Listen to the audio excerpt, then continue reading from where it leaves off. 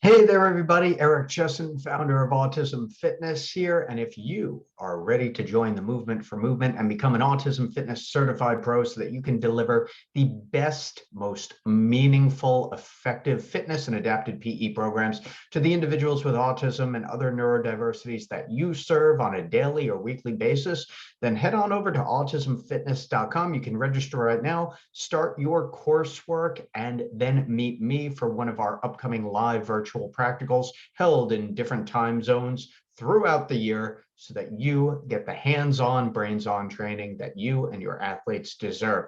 So today we're going to get into the adaptive realm here as I share my screen. And this is often the case with some of our athletes, particularly in the first couple of sessions, where we might see some off-task behavior. Now, off-task behavior, when we're looking at it from the perspective of fitness and movement activities, is usually the athlete either getting anxious or not being sufficiently motivated yet by the exercise, and oftentimes it can be overwhelming. And this is why it is absolutely critical to run your PAC profile assessment and figure out what the athlete's current baselines are. Of course, those can change, and they will change over the first couple sessions, but we want to know where they are physically, where they are motivationally, where they are with respect to their reaction time, their communication, how we're going to coach and cue that athlete, because if you don't have those, then you don't have much to go on, right? So oftentimes we'll see something like this, where we have an athlete who is ready to do push throws, and we've started out, we have a couple push throws going, close distance. So this is an athlete who just has this emerging push throw skill. This is something that we've just introduced. We're just starting to develop this exercise, right? The athlete has had limited experience, limiting training, if any training at all, with this particular movement. I'm always going to assume that the athlete, unless I've been given other information, has not come into contact with a lot of the strength and conditioning exercises that we're using in autism fitness programming. So we've got 4 or 5 push throws going on here. And then the athlete decides, wait for it because it's coming. The athlete decides that we're still going here, right? We've got the push throws, and I've even been able to step back. There's an underhand toss, and now he's off, right? So the athlete has decided that he is going to remove himself from the situation, and this is where a lot of coaches will get it wrong. And what I mean by wrong, it's not an indictment, but a coach will follow along and then they'll start over coaching, and then the language starts pouring out. Hey, wait, this is really fun, or you still need to, and all this language that is not going to be the difference maker for this athlete.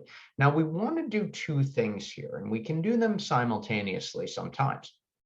And thing number 1 is we want to make sure that the athlete is not getting so anxious or overwhelmed that it is going to be detrimental to their experience, especially the first couple times that you are having a session with them, or the first couple times they're doing this exercise. At the same time, we do want to set a standard of expectation. This comes back to respecting the athlete. If we're respecting the athlete, then we need to set up a collaborative process where the expectation is understood. So the athlete decides that he's walking off, and he still has a couple of exercises to do. So we're going to have a brief conversation here, and I'm just going to remind him, hey, you got 2 more push throws, and we can do them right here. So eventually, do we want to come back to the turf, to the area where we first started? Absolutely. Right now, because it's the first couple sessions, what we want to do is we want to establish that it is still and will be a caring, respectful environment. And also, just walking away doesn't mean that the set is over. The set is over when we complete those 8 or 10 push throws. So from here, we can finish it off right where we are. And so the athlete is ready here. I'm just moving away from the beam there so it's safe.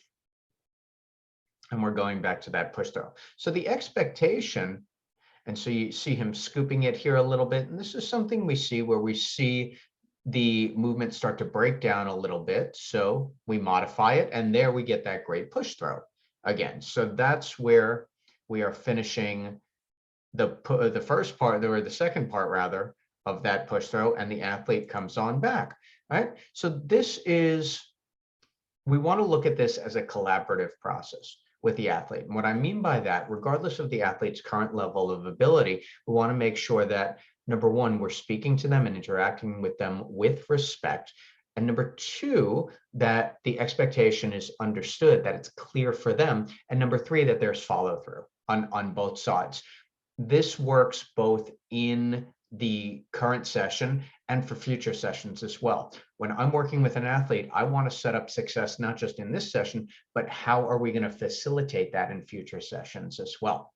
So when you have an athlete who is getting off task in this way, because off task behavior looks like a number of different things, and this is not always the response, but it's a response that works in this particular scenario. So what I'm saying and advocating is not just do this every time, but this is one intervention that is going to lead to success with this and other athletes as well. And if this is something that interests you, if this is something that you want to build into your program so that they are more advantageous both for your athletes and for you as a coach, then it's time to become an Autism Fitness Certified Pro.